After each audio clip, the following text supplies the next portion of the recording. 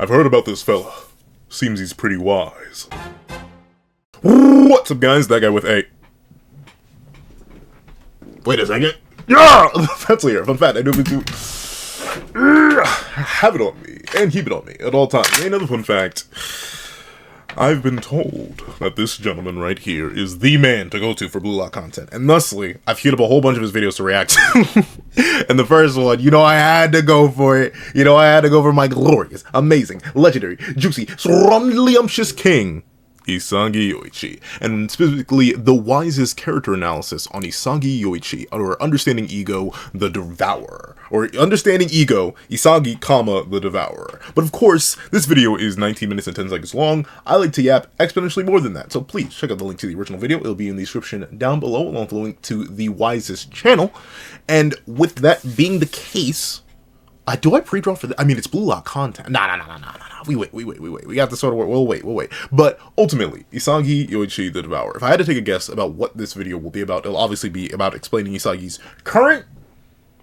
This video is actually a little bit old, but I don't think Isagi's ego has changed too much. It's just like, it's slightly shifted around a little bit. But ultimately, if I had to hazard a guess, this video will be talking about Isagi Yoichi's typical desire to almost consume and override every other ego that exists around him, and then either take what he can use from them, or just simply destroy them. Notably, it happens a lot in early Blue Lock, where characters literally have that. Well, not even early. Like, the biggest, most recent example, at least in my opinion, technically would be Kaiser, but I immediately leap back to Manshine, because I feel like Yuki is the most iconic ego-devouring moment for Isagi, where he specifically devours someone's whole ideology, chews it up, doesn't like it, spits it out, and makes them a new person. He did it with Kaiser, but that was more like a 4-game arc, slowly but surely. Heck, it's more than a 4-game arc. It's only the moment those two met each other. Isagi nibbling away at Kaiser's ego was essentially the entire story of the Neo-Egotist League. Obviously, he did it to Baro in the early series. Technically, he never did it to Bachira. I mean, he kind of did. Unironically, in the battle with Rin in second selection, Isagi actually ate Bachira's ego too, which is funny because he's around the screen. Like, ultimately, Isagi's story, and his ego, in particular, involves taking in what others have to offer, and then adapting to what they have to do, or what they offer, and or overriding it. For example, right, he consumed Yuki, devoured him. Every last bit of that Yuki meat, he devoured. That came out bad, but you know what I'm talking about. Essentially, he did all that, and for all intents and purposes, it didn't really take too much from Yuki. I mean, minor dribbling skill, I guess, but he didn't really get all that much. Same thing for Bachira. When he ended up destroying Bachira's ego, like, that was about it. He ended up reading it and adapting to it, but he didn't actually take too much from Bachira either. The big ones where he, like, took a piece of their ego, took their weapon, devoured it, and stole it for himself is, like, your Naruhaya's. Or, to some degree, even, like, Nagi, in the way that he stole a piece of Nagi's kit and then added it to his own 50-50, or not direct shot, 2 Splagooter volley. Like, ultimately, there are layers to Isagi and his willingness to devour, and what he takes and what he doesn't take, but ultimately, almost every single character of note in this series has been consumed by Isagi. That's why he's called the centerpiece. That's why he's the hero king of Blue Lock, the hero king of adaptability, because ultimately, one way or another, he gonna eat you, whether you like it or not. But let's not waste any more time. Let's hop right into Understanding Ego, Isagi the Devourer. Hello, fellow egoists. Welcome to the newest episode of Understanding Ego, the series where we dive deeper into the themes of Blue Lock and its characters. Today's star of the show will be Isagi, as you saw, and we'll be doing a full overview of the character from what his god-given talent is to the true depth of his ego. Now, before fully starting the analysis of it all, I recommend you watch my video about the meaning of devouring in Blue Lock, since it's basically a must. Whoops! Now, a better content creator would immediately scrap this video and then go watch that video as he said. But unfortunately for y'all, and for your boy, even though, like, I think I have, but then again, I have my own interpretation of what it means to devour. But I'll see, once again, I'll react to that video, but it'll be out of order, whoops. But like I mentioned, at least off the top of my dome piece, what does it mean to devour? Even though I will not watch this video just yet, I'm going to finish recording this one. I think it very specifically is the consumption of a phenomena. Now, Isagi very specifically devours egos of other people, instances, and moments and interactions. But we've seen Baro devour Isagi as a concept, ultimately creating their dark and light dynamic. We've seen Rin devour Isagi a whole lot recently in the most recent game, PhD versus BM. We've seen devouring of Kaiser, really, ironically enough, chewing himself up and spitting himself out, reverting himself back to zero. Ultimately, we've seen the many different types of devourer. And typically it's all based on devouring something. The reason Isagi's concept of devouring is so broad and so specific is, or not so broad and non-specific, is because he's the main character, and thusly he needs to have dynamics and interactions with basically every single character. Name me one time Corona's spoken to anyone else but Isagi for like more than 2 sentences. You can't? I don't blame you. But you know who else Isagi's spoken to? Corona, Hiyori, Yuki Maya, blah, blah, blah, blah. You can go down the entire list, because he's the main character, and thusly, his ego is the most broad-reaching, because he has to reach literally every single character. But characters do typically lock in on certain ideas, certain motions, certain things, and that is what devouring is. At least from my perspective, but I will end up watching that video. Just not right now, because I want to get through this one. But let's see. Must watch to truly understand this video, along with my video about all the eyes in Blue Lock and specifically the part about the spiral eyes, which is the first one. Now to get into the video, it will be broken down in multiple parts, and for this first part we'll start with something simple. What exactly is Isagi's ego? Now, like I mentioned, I'll tell my down piece, I think Isagi's ego is ultimately the willingness to devour and either destroy, disregard, or take from others. But the real question is, just like Rin, and I suppose Rin's the main example, because ultimately he's the genius who played at being a talented learner until he was forced to become a genius again, who's now readapting, at least in the most recent chapters. At the time of recording, the most recent chapter is 290, I do believe. But essentially, Rin's current predicament is that he kind of just restored his original ego. And now he's sort of trapped, not even trapped, he's happily within this infinite flow state. But I personally don't believe we've really seen the true nature of Isagi's ego, especially in the most recent game, at the most recent point. What we're currently seeing Isagi do, this mentality where I must become a tool for victory no matter what, all that matters is that I get this victory royale. That's not it. I don't think that's Isagi's original ego. And to be fair, I haven't read the light novels still. Will I ever? Probably not. I will one day, maybe, but I don't know. I don't know where to find it, and probably I won't read it. But ultimately, I think Isagi's ego is something a lot more pervasive, and even though he is a world type, self-centered than what his current ego is. Because right now, he's very focused on winning and victory. And of course, that's good. That's good. He's going to win, presumably. But that just ain't it. But let's see. Before actually answering this question, we need to get into the deep topic of what is ego. In Blue Lock, ego isn't related to the raw self-perception definition we would usually see through the lenses of Freud's theory on ego, but rather Blue Lock goes for a definition of ego more akin to desires and intention. So when we ask for a striker's ego, it's more so about asking what exactly is their core desire. Rin, for example, has the ego to destroy hideously by dueling people at their best and then winning in a show of dominance. For Chigiri is to get past people with his speed. And it's funny, once again, I think because this video is older, Rin's not just to destroy hideously, show their best and destroy hideously, but also very specifically now to destroy at their best, destroy it hideously, and risk his own life doing so. Where before, and it's crazy because it's not actually too highlighted because everyone just says, oh no, Rin's just like when he was back in U20. But no, this desire to risk his life, that wasn't really a part of it. That's the only new context given to us specifically during the PhD versus BM game, which I think is an interesting evolution of it. Ultimately, if it was truly the exact same as it was back in the U20, it would have been fine. It's still clean. Look at the aura, dog. Look at the aura. But I think the evolution that Kaneshiro Sensei decided to add to it, where Rin's ego is literally self-destructive. He's put himself on a time limit, essentially. Where Yuki Maya was forced into a time limit because of his biology. Rin actively seeks that time limit and seeks to exploit it as much as he can by destroying himself. I think that's real neat. I think that's real interesting, and it's my favorite aspect of Rin currently. That even if it is crazy, even if it's mad, even if it's a thing that may have ended up costing him the current game he's in the long run, it's made the character way more interesting to me overall. But let's see. Etc., etc. So in Isagi's case, what we're really asking is this. What does Isagi desire out of football? He wants to be number one. He wants to be the greatest striker. He wants to be the strongest. At least I think. And this ego is actually pretty simple in essence. That is to devour that and only that. However, we do need to prove that, and for this task we'll use two examples. First, Isagi's awakening in the 3v3 against Ryo's team, and secondly, Hiyori's words about Isagi in the Ubers match. For the first example, the important part is that when Isagi was at his wits' end, from seeing Baro being useless on the field, what happens to him? He starts digging deeper into himself and then finds the answer to his problems. Devouring Baro, digging so deep that the spiral eyes appear while he's thinking, showing that this thought actually comes from his deeper ego. Later on, we then get into Isagi's play where we see him devouring Baro. The highlight of this moment is the fact that this scene is meant to be the moment Isagi shows his true color. The manga even describes this as the egoist Nagi was pursuing. And in the episode Nagi rendition of this scene, Ryo refers to this play of devouring as Isagi's true nature. While there are many more details to add, the second example is the most revealing one. In the Ubers match, as some might have noticed, we actually got some panels of Isagi that looked oddly similar to some of Rin's panels in the U20 match.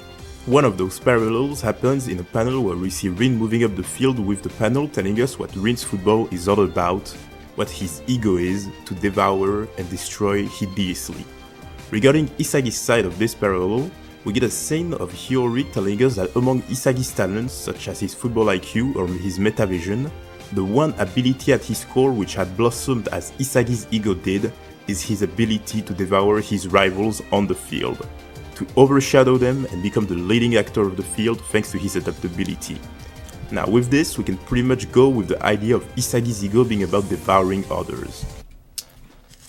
And ultimately, I agree, he's spitting right now. He's spitting, like, that's the thing. I typically interject and I add more, but he's spitting right now. The main thing I'd like to add to it, though, isn't just the idea of devouring, but devouring to very specifically become the greatest and be acknowledged as the greatest. That is his ultimate. And that's why I think right now, what we're currently seeing, despite this being when I say this being, I mean PXG versus BM being the peak of Isagi Yuichi's play style, like he literally unlocked Masterful Train Instinct. I don't know what y'all want me to do. The man literally turned into Isagi Blanco. That happened. I still don't think that's his true nature, and I still don't think that's enough. I don't think it's the right path for him. I think ultimately he still needs to distill himself a little bit further. And I think that's another thing that's going to end up happening more once he gets in his head what a lot of the fan base has already realized. There's not really a hard line between geniuses and talented learners. The line is so blurry you could probably barely perceive it. Look at Kaiser. Look at Rin, especially. Look at Isagi himself. Ultimately, that line is a nice concept to start at, but you need to start. And I think once Isagi realizes that and starts to blend that, that's when we'll possibly get that true, purest ego, that pure, thick, juicy, rich desire. Because ultimately, remember, Isagi's end goal, becoming number one, is going to put him in the exact same issue where Noah's at. And that's why I think ultimately Noah works as a fantastic final antagonist. If Isagi's ego is truly just devouring people, then what happens when he's the strongest? Does he have to make another person to devour? Because that's ultimately what Noah's doing. He's like, hey, I came here to awaken Kaiser because the whole world's too boring. I've been up here, kind of sucks. I need some actual rivals, and Kaiser seemed to be that, so I try to use him. I try to use you, Isagi, to awaken him. But that's the thing. I think Isagi is going to have to realize that there's something even more deep, even more fundamental. Not just devouring and domination, but very specifically something to do with what it truly means to be number one, to be the pinnacle, and to find satisfaction in that. It's kind of like, and of course, once he reaches number one, it's not like it's over. He's still going to have rivals. It's not like Noah's, he is kind of completely uncontested in the universe, but it's like he's completely uncontested. There are going to be people consistently challenging him for the throne until he retires or falls from the throne. That's the whole thing of Noah right now. But right now, the devouring state that he's currently in, or not currently in, but we see him constantly referenced as his true nature. And then on top of that, the desire to win. I think if we were to smack those two together, destroy their dissonant parts, and rise it, that would be Isagi's true nature. Wanting to be number one, no matter the cost. But but how exactly does that set him apart from other characters? Now that off the top of my dome, once again, I'm doing this before he gets into it. How is Isagi's ego different from other characters? I think it very specifically comes down to the fact that Isagi's is so, ironically enough, world-focused. At least currently. Not only his own perception, he wants the whole world to view him as number one, not just he himself internally. Kind of like how Baro or Lavahino view themselves internally as number one, no matter what. He very specifically wants that worldwide acclaim, the whole world to know who he is, why he is, how he is, and what he is. But on top of that, his innate, at least as it is at current, it relies on others. It specifically, the whole process of devouring requires Isagi to meet someone who can rival him.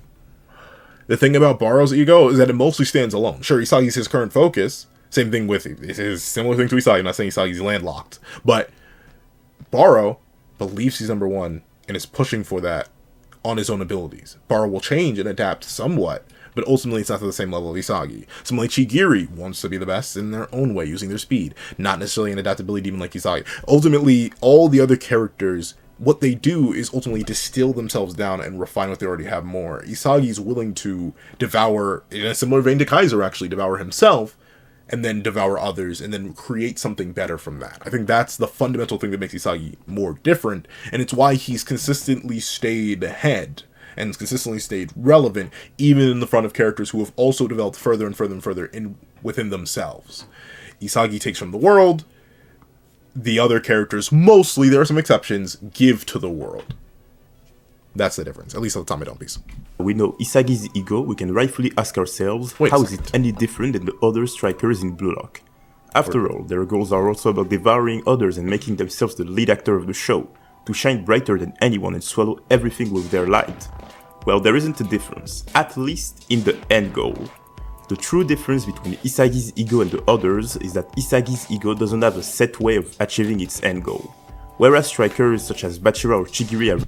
And that is true. It is a 50-50 shot on whether or not Isagi has to devour and take somebody else's abilities, and or devour himself and reignite and recontextualize his own abilities. Because ultimately, the two Splaguter volley is a combination of both. He evolves himself and his manipulation of himself by using his ambidextricity that he developed with the lefty shot, while also taking Nagi's concept of the juggle shot. So that's technically a fusion of both. He saw you destroying a piece of himself and then bringing it into what he got from somebody else. So it's an ever mixing pot. Meanwhile, other characters, they are pretty much not stagnant. Stagnant's the wrong word, but like I've mentioned a lot with the new Ignis League, it is progression through regression. A lot of characters have been consistently regressing in order to progress. And right now, unironically, Isagi's regressed to progress. With the whole, I will do anything, become an absolute tool of victory, even if I have to lose every single 1v1 to win. That's technically what he did all the way back at the start of the series. So he's also regressing through regressing, but I don't think that's his end. Reliant on using the ball to either become one with it through their dribbling or to get past people with their speed, Isagi's ego is free of any burden in how to become the protagonist of the field. The best example to see this is during the Menshine match, in a situation where both Yuki and Isagi realistically couldn't score because of Kaiser being on the field to stop Isagi's attempts, and Yuki just not being enough alone to score, both went their own way about it.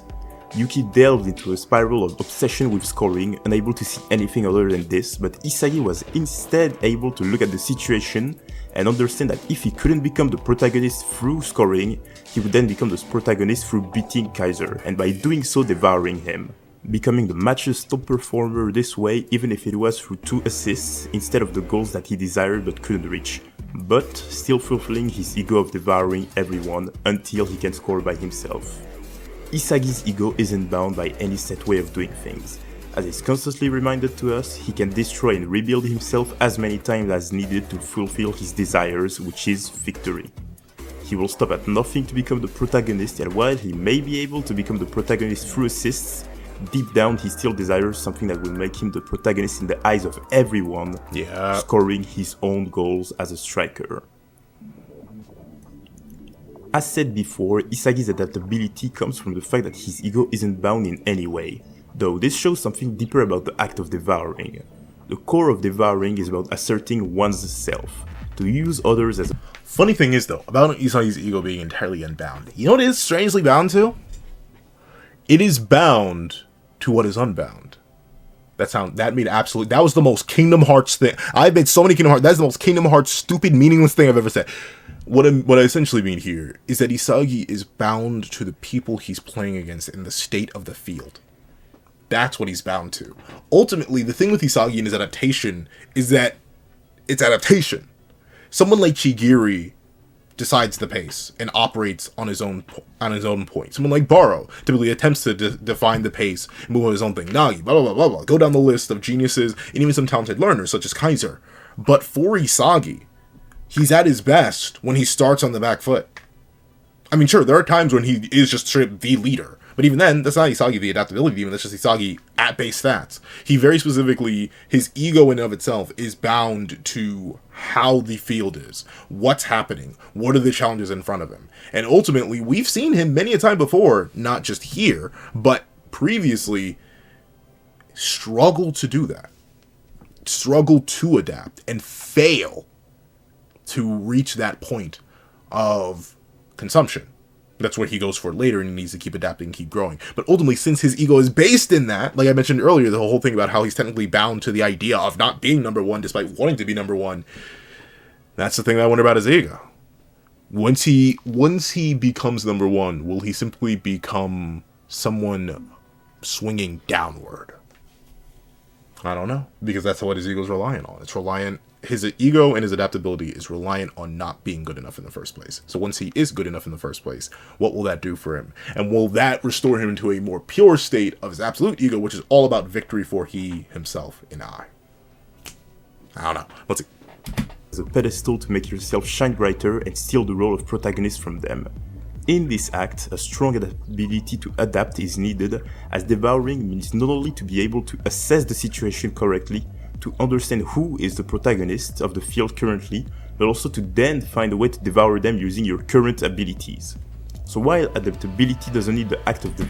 And also, not just current abilities, well, he's probably going to say it, but not just current abilities, but also new abilities. Isagi, in Manshine, unlocked Metavision that match. Like, it is one of the... And once again, I wish I had been reviewing Manshine even earlier, just so I could, like, get him from the start. But Isagi literally realizes, I'm not good enough. Let me stalk Kaiser. Okay, I stalk Kaiser. Give me that. And he just takes it. He takes that ability. So not even his own current abilities. What makes Isagi so amazing is that if it's an ability that can be yanked, Isagi will try to yank it. And sometimes he would as well. Like, in game, he stole Naruhai's ability mid-game. He stole Metavision mid-game. He stole, well, he didn't really steal Protagonism. He didn't really steal that. And to be fair, he didn't steal the Ambidextricity mid-game. He did that in between games. But, like, the two big leaps for Isagi that are, like, showing his peak adaptability isn't just when he's using himself in new ways, like he mentioned with the Yuki Maya situation earlier, where he was willing to become an assister, a playmaker, rather than just a striker. He also shows it in his willingness and ability to just tasty and just eat no matter what. And that's amazing. Once again, I glaze Isagi so much. I know some people are sick and tired of, like, oh, pencil, here he comes with another Isagi glaze fest. Someone get the donuts. He's just gonna glaze it. Yes. Do you expect me to feel guilty? Do you expect me to feel wrong about it? Do you expect me to stop glazing? I'm sorry. The glaze will never cease. Never. Devouring to exist, the act of devouring needs adaptability to exist. And this is why adaptability is such a big trait for not only Isagi but also Baro, a character who also deeply revolves around the theme of devouring. The best example to show how devouring tends to show a deep link to adaptability and a stronger affinity with it is in Isagi's match in the tryouts against the Team B. In this match, we have both Chihiro and Isagi trying to find ways to assert themselves in the match.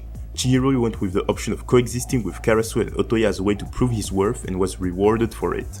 But in the same match, we also had Isagi who went to then assert himself and not just coexist with his teammates to go for his own goal and devour them through it. And I'm pretty sure that we can all agree after this match that Isagi, because of his goal, showed much more adaptability than Chihiro who simply tried to coexist with his team. But once again, that's the beauty of Isagi. It is a variance thing. In that moment, Isagi chose himself, which in my opinion is closer to his truer ego, whatever that is. But as we see in Manshine, he'll only do that if it still is somewhat logical. If he knows he just can't, he won't. He gave up. Like, it's crazy to say this, because he still ended up winning Manshine. He was the man of the match.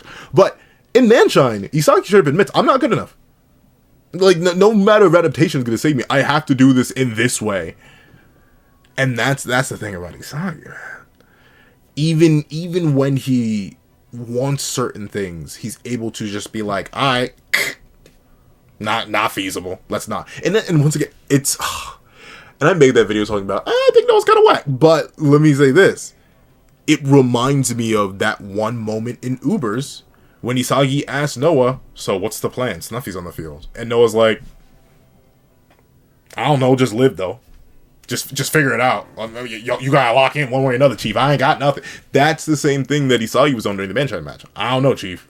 I can't reach the way. I can't become the lead striker in this match. I gotta become the lead something. And he became the lead playmaker. So Isagi's willingness to bounce back and forth between his own greed and own innate true desire to be number one in his own way, making his own goals, it can pop up in moments like this. But when the pressure's on too much, like I mentioned earlier, how Isagi's ego is sort of bound to the state of the field. When the field pressure is too much, Isagi knows when to quit. In fact, it's something that's going to be interesting to see him explore more and more and more. He talks to Yuki about that delusion. But right now, we're low-key seeing Isagi quit. And not even in a bad way, but we're seeing Isagi adapt to the scenario of the field in PXG where he's like, I can't beat Rin. I know I can't. It's currently not in my spectacles. I simply cannot beat Rin. I need Kaiser. I need this assist. I need the rest of the team. Like, he ultimately admits his own weakness a lot. That's why I love him as a character. He's not perfect. He's not overpowered. He's literally hard balanced around his own specs 99.9% of the time. And even when he yanks specs from other people, sometimes it still just isn't enough, at least to achieve the overall innate goal that Isagi has. But in this match, not only does Isagi show us his adaptability, but also his key weapon, his God-given talent. Before diving... I recognize that first note from anywhere! What you know about God-shattering Star-wise? Okay, no, I'm kidding. Fire Emblem Three Houses was extremely popular. Is it still the best-selling game? I know Engage didn't actually sell that well. I like Engage on a gameplay front. But man, that first, but hey, it makes sense. God-given talent, God-shattering star, Isagi Yoichi, the God Devourer. I see it. The music choice in this video has been a hit. The Sonic 06 music earlier too, he's cocky. But yeah, Isagi, and that's the thing, right? Another reason why I'm so heavily on the idea of, yeah, that line, Isagi, it just don't exist, buddy. I think you're thinking a little, like, hey, I overthink all the time. I'm a content creator, it's my job. But I think Isagi's thinking a little bit too hard about it. That innate ability that he has to read, perceive, and analyze, and adjust, and adapt to information, not everybody can do that. Even metavision itself is a relatively exclusive ability. Even though it feels like, I know everyone's complaining, like, everybody and their mom is getting metavision. Absolutely. But still, it's something that only very few can do. And of course, Isagi's, at least so far, outside of like maybe Sei, has been implied to just have the best overall spatial perception and understanding. He doesn't have the best specs in terms of like physicals, but in terms of perception, he's just the best outside of Snuffy. Like that, like there really hasn't been much debate about that up to this point. Let's see. Diving into Isagi's talent, we need to ask ourselves, what is a God-given talent? Something important about this concept is that it's portrayed as something above simple talent. Something that the person is inherently born with, but also that this singular talent is extraordinary and beyond belief. Another thing is that this talent tends to be associated with, well, godhood when used.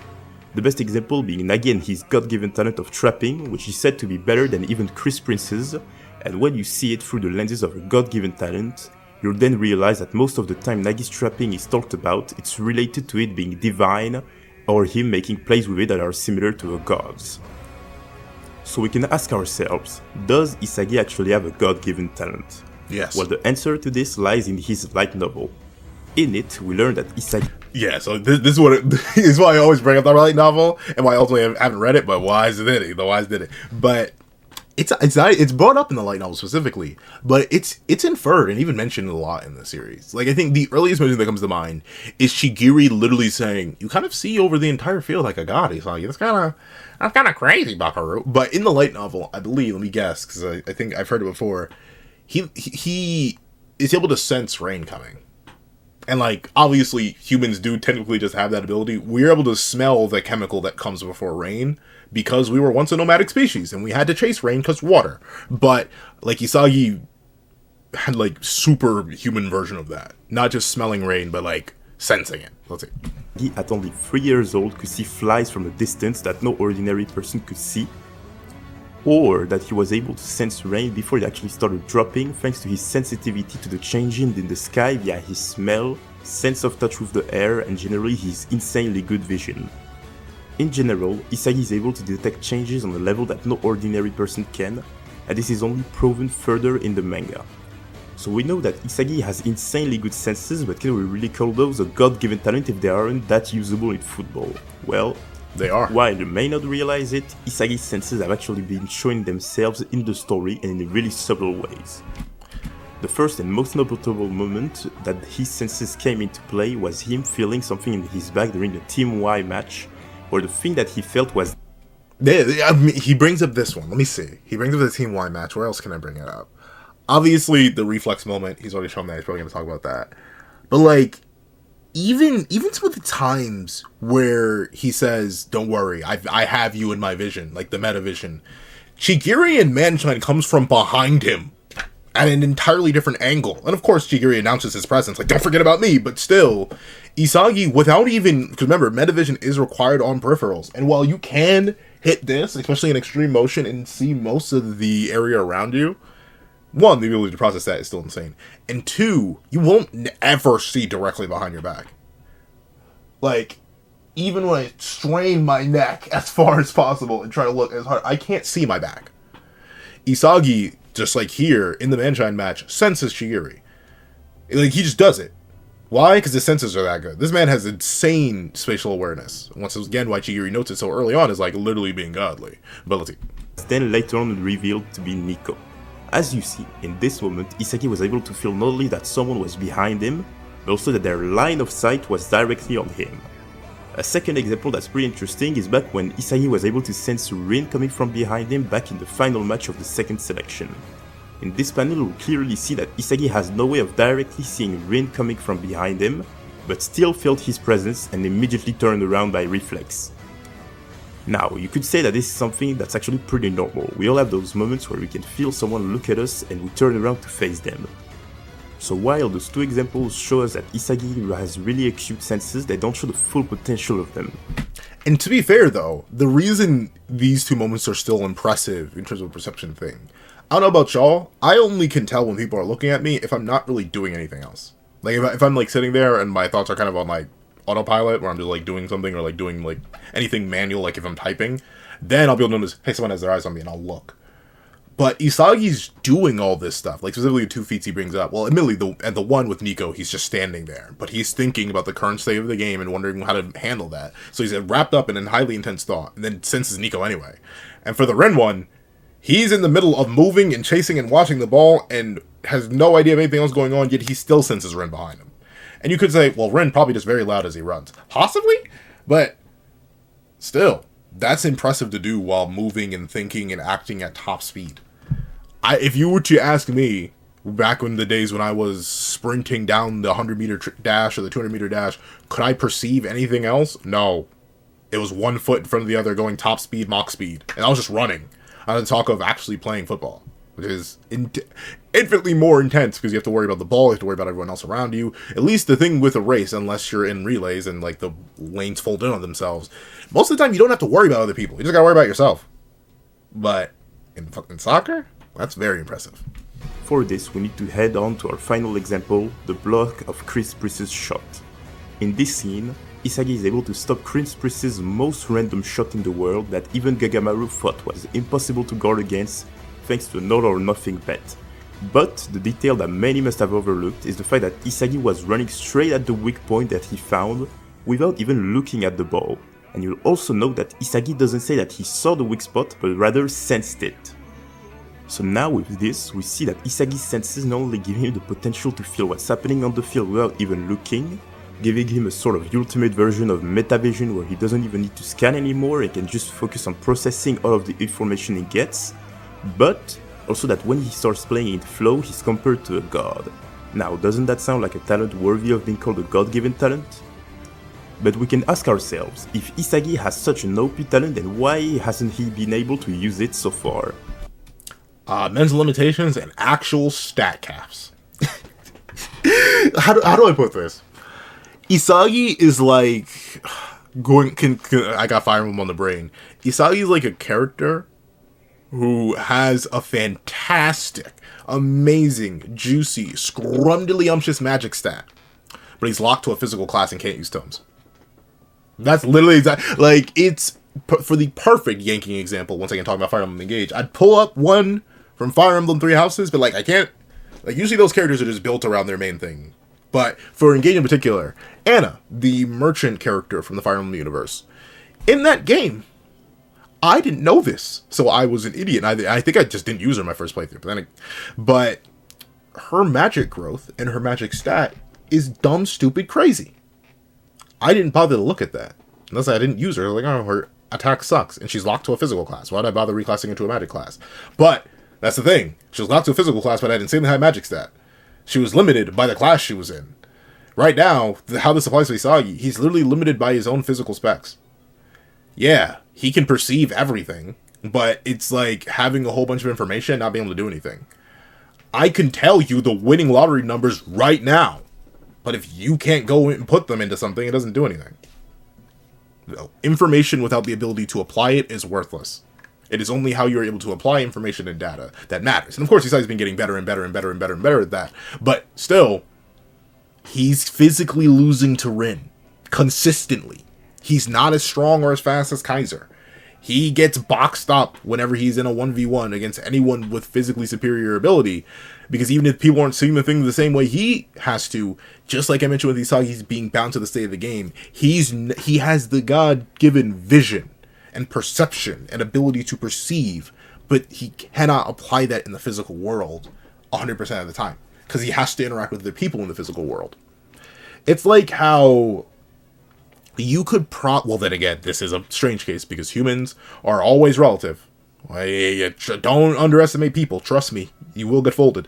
But you could probably take the most skilled 100-pounder in the world, like the I think it's like featherweight class fighter. Take the most skilled featherweight class fighter and put them up against Eddie Hall. Even though Eddie Hall, I have no idea how much combat training Eddie Hall has. Even though that the most skilled featherweight fighter in the world may have like the absolute knowledge and technical ability and skill and stuff like that, they still wouldn't be able to do anything to Eddie Hall because that man's a mountain of a man. Like, that's just how that works. The stat matchup doesn't work out for Isagi. That's at least my thing, the main thing that holds him back. And it's why I'm waiting for the growth spurt arc. I'm waiting for Isagi to wake up 6'2".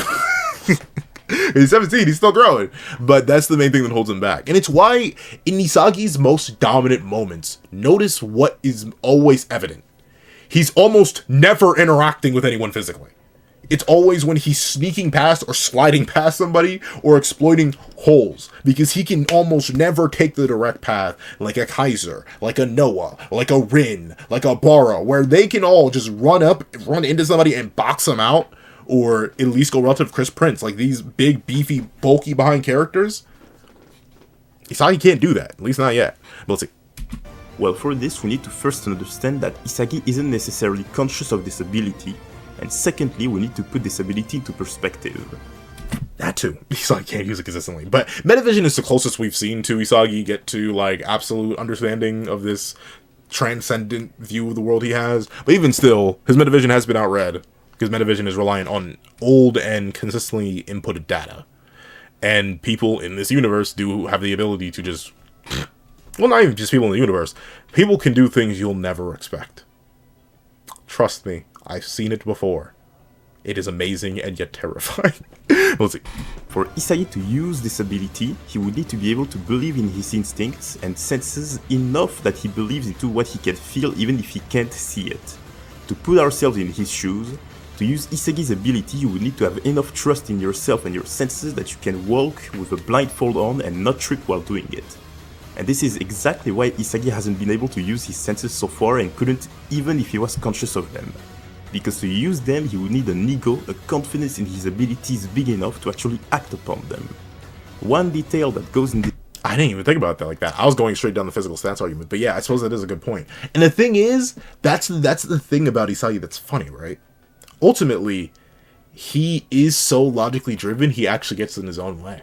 If he were to just give himself totally to instinct, like he does whenever he goes into reflex or anything like that, then he'd be much more dangerous in a general sense. But since it's ironically enough, it's his brain getting in the way of itself. And I always talk about this, how ultimately your brain is your biggest asset. It's simultaneously your worst enemy, because you will get in the way of yourself all the time.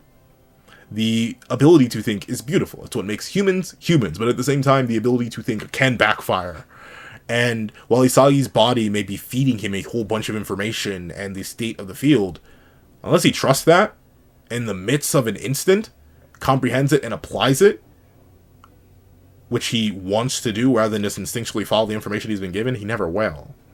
And it's why only under moments of extreme pressure, and in this moment during third selection, where he trusts it, he can't really achieve it. And Metavision is close. It's close, but the thing that Metavision is that it relies on data and relies on thought and application of thought and previous data.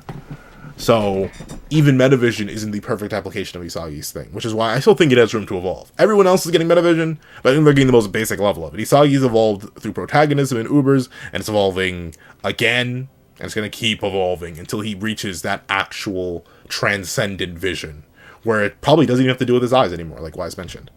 This direction is the fact that when Isagi is using his senses in the tryouts match, we see multiple circles in his eyes, and for those who have watched my video about all the eyes designs in Blue Lock, you'll know that the more circles one have in their eyes, the stronger their desire to fulfill their will, and by extension their belief in themselves will be. As Isagi says, don't think with your head, move by intuition, use all of my senses, and such a feat is only possible if you have absolute trust into said intuition and senses. But something interesting about abilities in Blue Lock is that they're all related in theme to the aura of the character. Nagi, whose weapon is trapping, has death as his aura. Chigiri, whose speed is associated with a panther, and many others. And for Isagi, his ego is to devour others at all costs, and his weapon being his senses. So what exactly is his aura? While pretty much everyone knows about Isagi's puzzle pieces and the way they're related to how he's able to destroy and build himself back up at a whim, few actually understand how deep his aura is, but also what he tells us about his character. The first thing we have to see is that Isagi's aura isn't only his puzzle pieces, but also a sort of gigantic eye and brain entity made out of puzzles that watch over everyone on the field and that rarely appears, showing itself only during certain moments, but also that the whole field itself is actually made out of Isagi's aura. When Isagi first develops Metavision, we actually see the field being rebuilt with his puzzle pieces, along with the new eye and brain entity showing itself for the first time.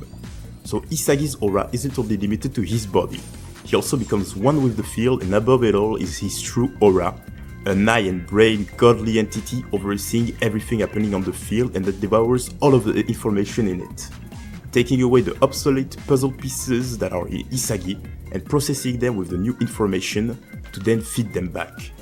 So for a gigantic part of the manga, whenever Isagi was breaking down into puzzle pieces and his puzzle pieces were going back, they were actually going to his aura and that we didn't know of yet. The second important part is that Isagi's aura...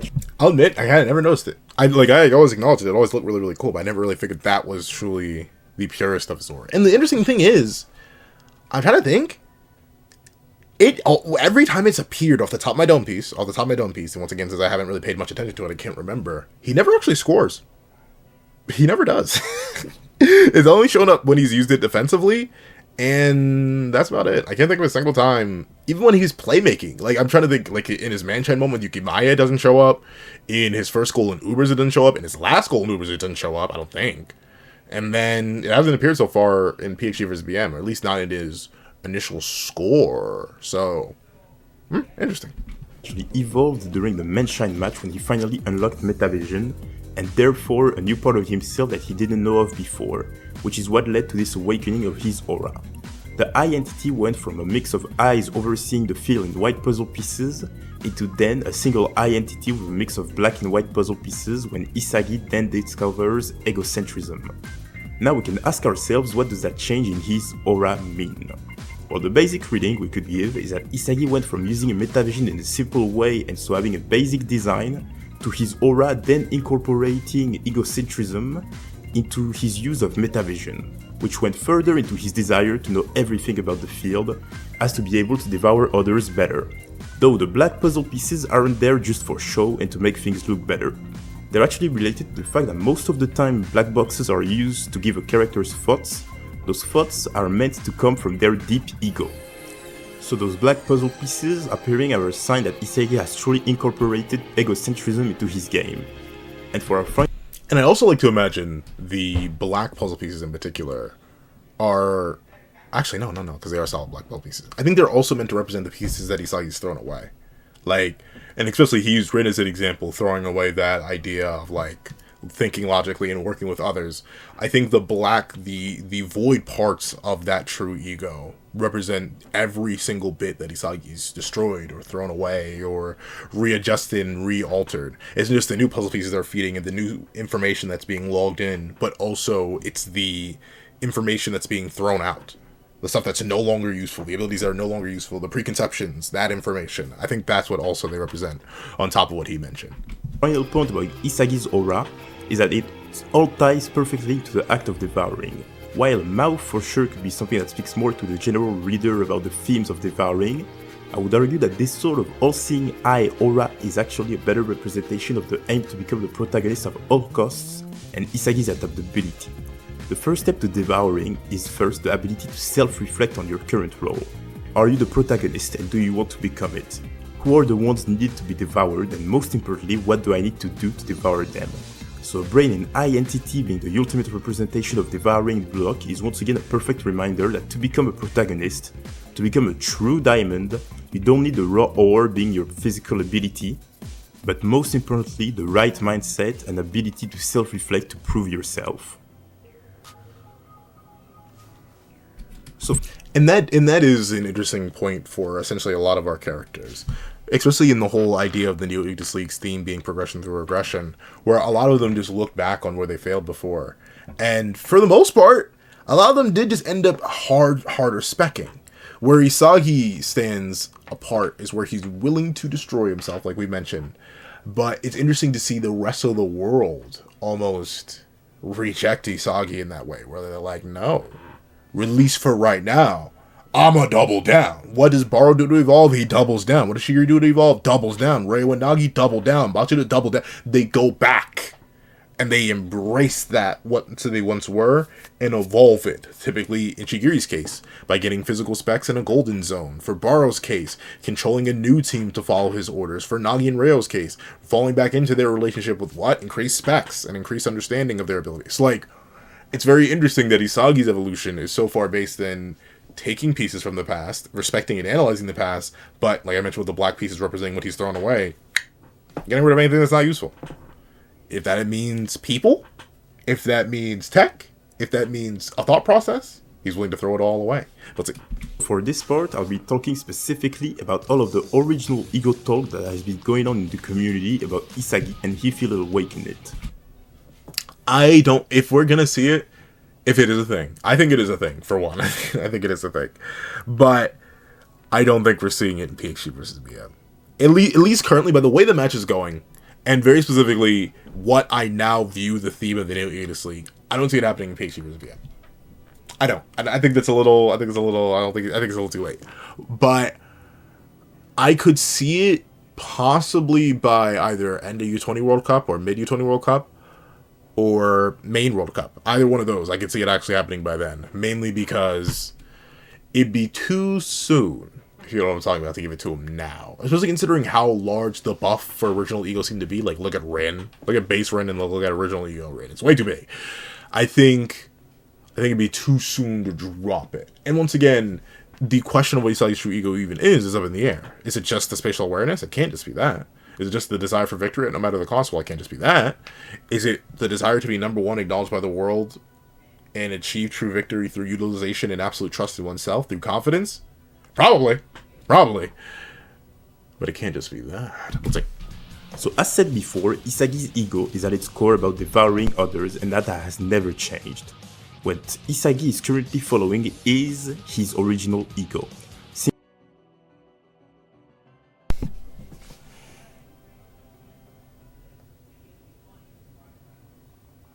Yeah.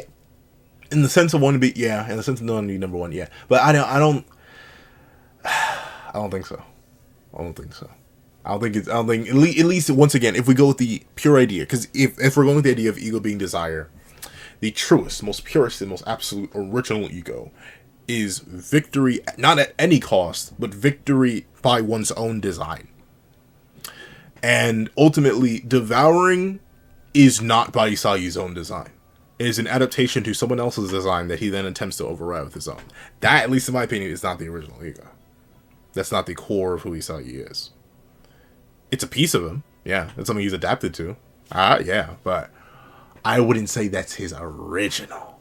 The pure, the most distilled, as we've talked about in this video, and he's cooking with the whole idea of Isagi is at his best when he separates all thought, when he removes himself from that moment, when he gives in purely to that delusion, purely to that desire of designing the world in his own way.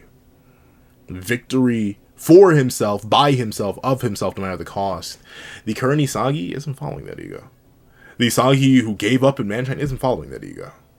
But of course, that's the balance between one's ego and delusion.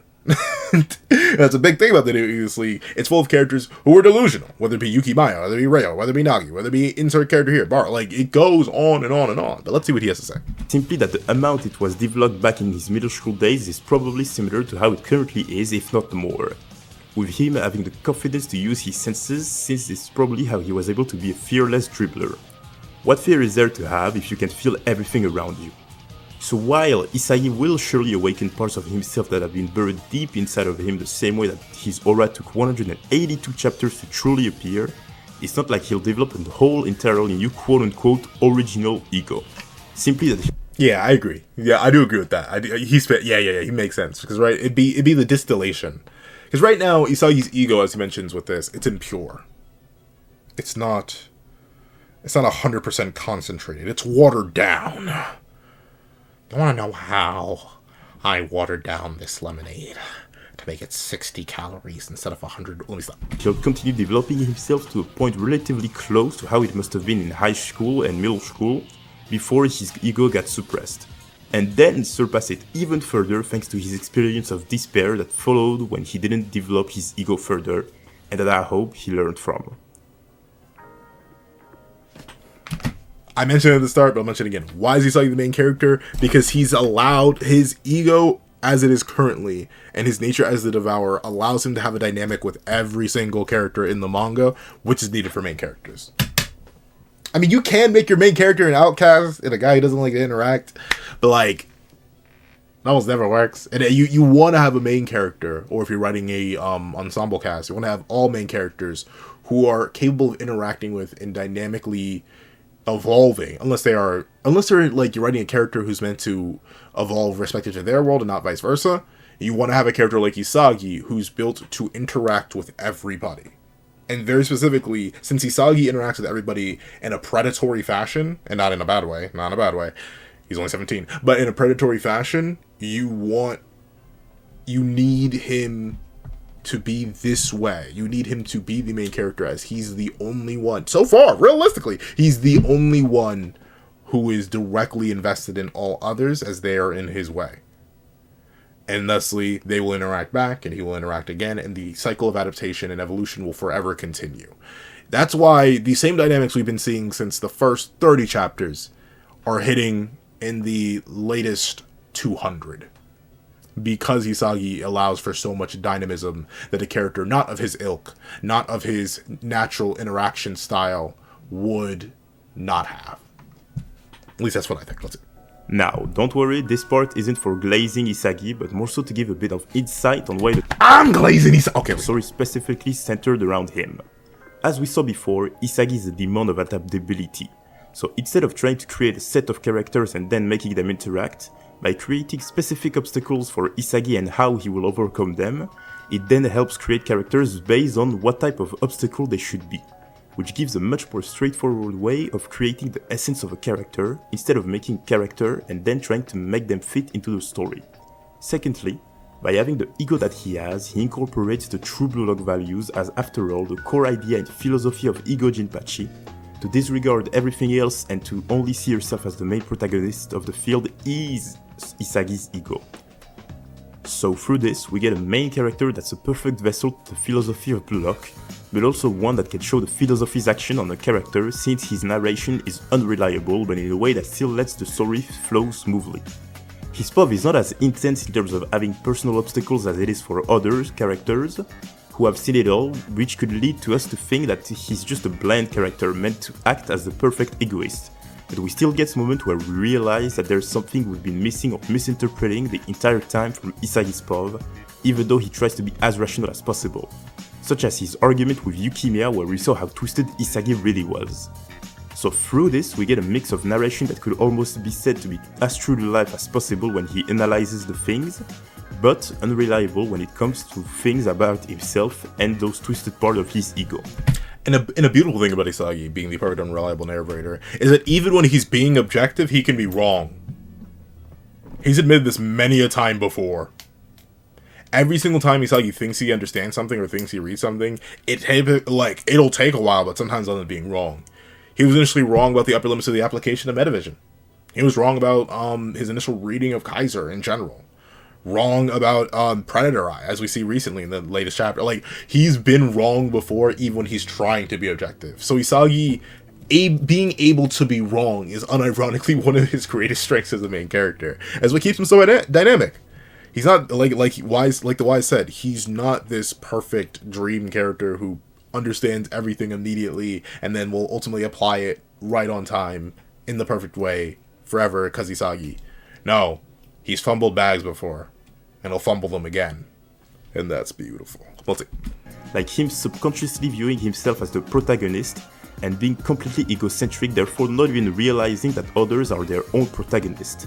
Something that was even highlighted jokingly in the second selection with Tim White saying that he really does see them as supporting characters. But just as said before, Isagi is also a perfect vessel to the story's philosophy and values, being such as mental strength and the ability to become reborn, and that are all incorporated into Isagi as best as possible.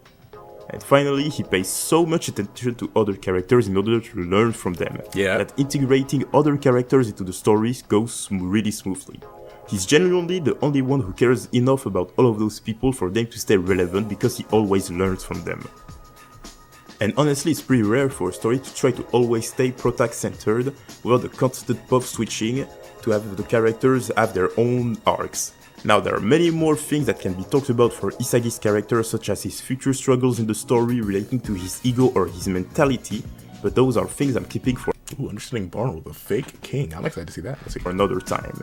If you have any questions about the video or Isagi that you want to ask, you can ask them either in the comment section or in my Discord server of the channel.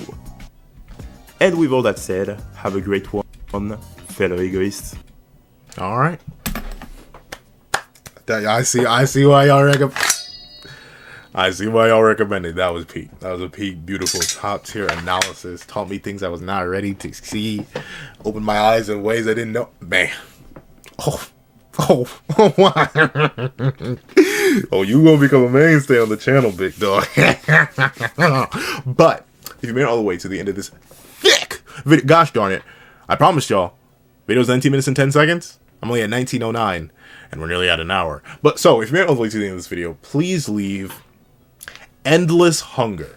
Leave endless hunger in the comment section down below. I did thank you so much for watching. Remember to leave a like, share, comment, and subscribe, and make sure you hit that little notification bell so you do not miss out on any videos that come to the channel. Also do even have a Patreon down below where you can support me for as low as $1 a month to get things like exclusive videos, early content, and more. You also now become a member of the channel for as low as $3 a month to get the same perks and more. Some of those perks will include the live reactions to other series I happen to review, ad variations of all my videos, and if you become a $25 Patreon or a $25 member, you can order whatever video you want. Also, you have a link to my Ko-Fi in the description down below where you can drop 5 beans for a short video, 25 beans for a long video, or any beans at all. Any support is always greatly appreciated. Now, I'd like to thank you so much for watching once again, and I hope you guys have a wonderful day. This is Dagger the Pencil, writing off.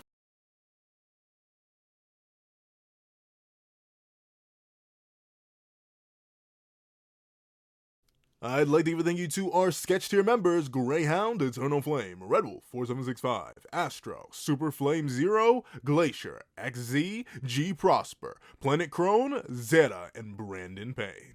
Then I'd like to give a little thank you to our line art tier patrons: Sean, Midnight Lord 21, Kevin, Encarnacion, and A+A.